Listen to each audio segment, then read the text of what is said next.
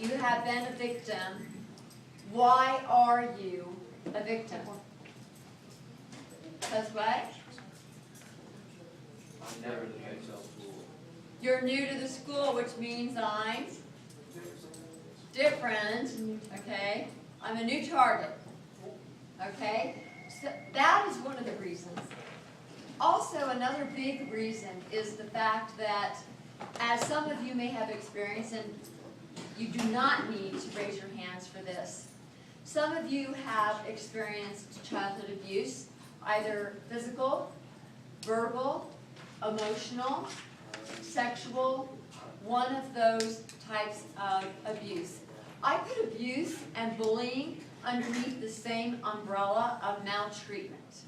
I don't go very many places, especially when I find kids looking for, youth looking for an identity, looking for and struggling for a place to be in this world, deciding who you are, what you're going to do, where you're going to wind up for the rest of your life, or not making a choice. I want to ask you a very important question.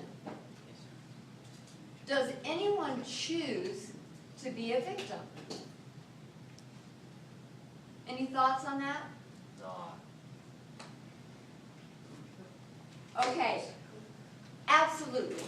No one chooses to be a victim.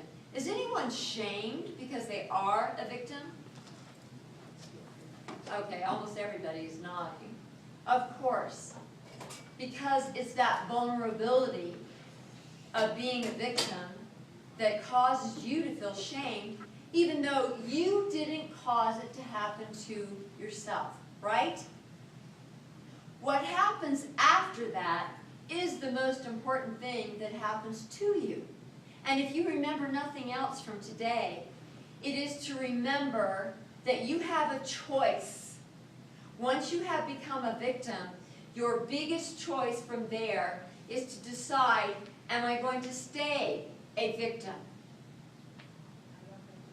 Why would anybody want to stay a victim?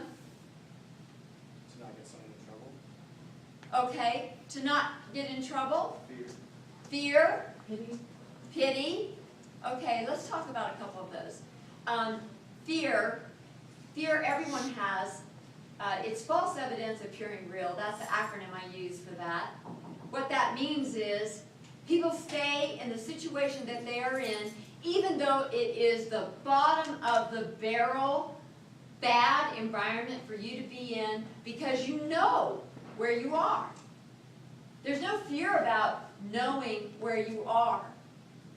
That is something that is actually a hidden comfort to say, this is familiar, I'm here, I know what's going to happen, I know how I can respond, there's no fear of the unknown.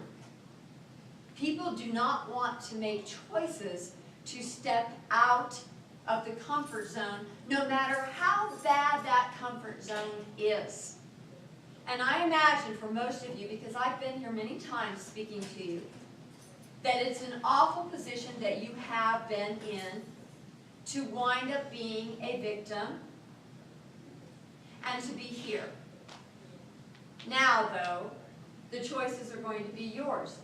So, choosing to stay a victim is entirely up to you. Please share with me why you don't feel that it's a choice that you have to stay a victim.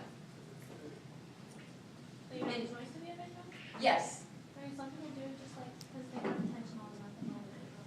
because they have attention. You said the perfect thing. They have attention at that moment.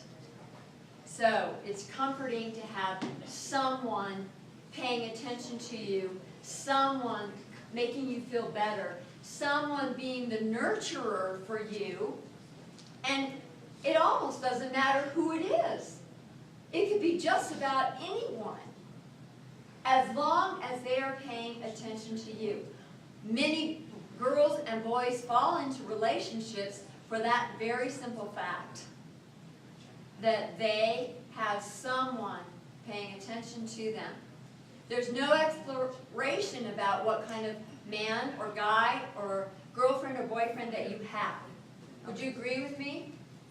Has anyone in here, you don't have to tell me your story, but just think about it to yourself. Have you wound up with the wrong guy just because that person gave you attention and comfort? Let me see by nod of heads, because I know you can't turn around. How many of you wound up in that position? You're with a girl or a girlfriend, boyfriend, you're in a relationship simply because they are paying attention to you. All right? No, some of you are saying no. Okay, those of you that say no, why not? I mean, you don't really like look for a girl just so she'll like look at you, like pay attention to you, like that's right.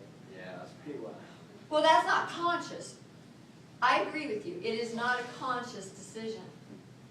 But in your subconscious, doesn't it feel good to have somebody paying attention to you? Somebody caring about you? Somebody caring about your feelings? Isn't that comforting when you feel all alone? Isn't that comforting when you're a victim and no one seems to understand you? And here's one person that understands you?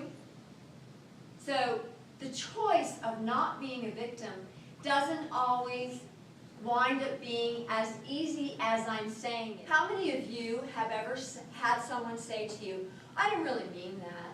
Oh, I was just kidding. Oh, it doesn't really matter, you know, it's not a big deal. Those are all saying the same thing, right? What is that saying to you? It was a joke. It was just for what? Their satisfaction, thank you very much. It was for their entertainment. It was for their satisfaction. It had nothing to do with you. They were not communicating with you for your amusement. It was only for their benefit. And when somebody jokes with you and tries to get you to buy into that because they are your, quote, friend, or they are the relationship that you are in at the moment, and they usually make you feel good, now all of a sudden something sneaky is happening to you. Every excuse they have to abuse you, every excuse they have to bully you is because, oh, I was just kidding. You're ugly. Oh, I was just kidding. You're fat. Oh, I was just kidding. You know I don't really mean that. Or, you know, it's not a big deal. It doesn't matter to me. I still love you. Right? Have you heard that? Anyone in here? Let me see a nod of heads. Yeah. Okay, every single one of us has heard that. Every one of us, but especially in your culture. That's why we came up with this campaign. Because of the advent of the way you have your social media, the way you communicate, 80% of you have a phone. Would you agree? Okay, you have two? Okay, why do you have two? The plug, John. Okay, I don't know is never an answer. When I come to talk to you, I just want you to know two things. In communicating, I don't know is never a response. It will shut off communication. The other thing that will shut off communication is, so yeah. Okay, that is my biggest pet peeve. So yeah. What that means is, I'm not going to take the time to dig down and see what I think to give you a response. That could be one reason. What could be another reason why someone says, so yeah? You just don't want to talk to them, so you shut them down right there. Okay, so you've already got it figured out, that if you say so yeah, you can shut down the conversation. Now, a lot of people don't say so yeah because they want to shut down the conversation. Why are some other reasons that someone says so yeah? It's a room filler? A word filler. A word filler, okay, great. What, were you going to say something? Somebody over here? Oh, what'd you say? To rub it in someone's face. And what do you mean by that? Like, you could say, like, in a certain tone that makes it not very nice. I'm so glad you brought that up. The tone of voice makes a huge difference in your communication. So a large part of what I want to talk to you today is about communication, the circle of communication. But being a victim in today's society does one of two things. It makes us feel that we can't help what happens in our life. So everybody is just going to have to accept it because I can't help that I was a victim of abuse. I can't help that I was a victim of being in a relationship that was abusive. I can't help that my mom and dad might be verbally bullying me. Now, the other thing that happens in our culture is to be the opposite. It's to be the predator. It's to be the person that says, no one's going to get to me, I will get to them first. So a society of such imbalance, power in what they feel is the ultimate power versus being a victim, victimhood with zero power. People choose to be a victim and stay a victim because somebody else is making all of their choices for them. They don't have to think. They don't have to decide. They don't do anything except let someone control them. Until all of a sudden a victim decides, hey, I don't want to be controlled anymore. This is not fun. I don't want somebody to tell me in a, quote, joking way that I'm stupid, I'm ugly, I'm fat. Why don't you go kill yourself? This is the most common thing that we see kids saying to each other. When someone consistently tells you, why don't you go kill yourself, what can happen?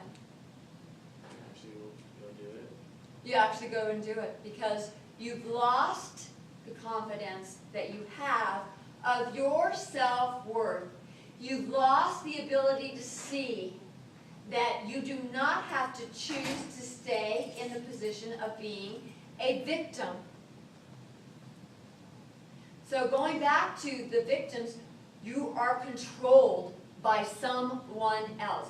If you stay a victim, if you do not make a choice to become something other than a victim, you will stay in a controlled situation.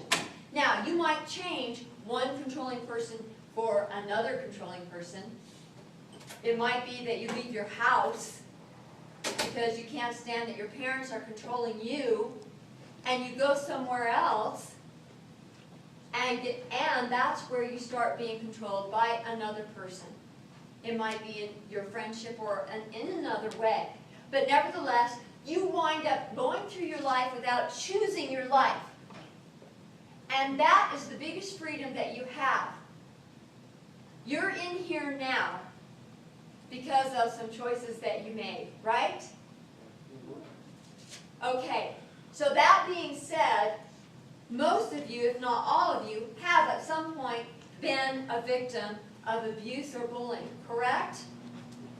So now you're in the position of choosing to get out of it.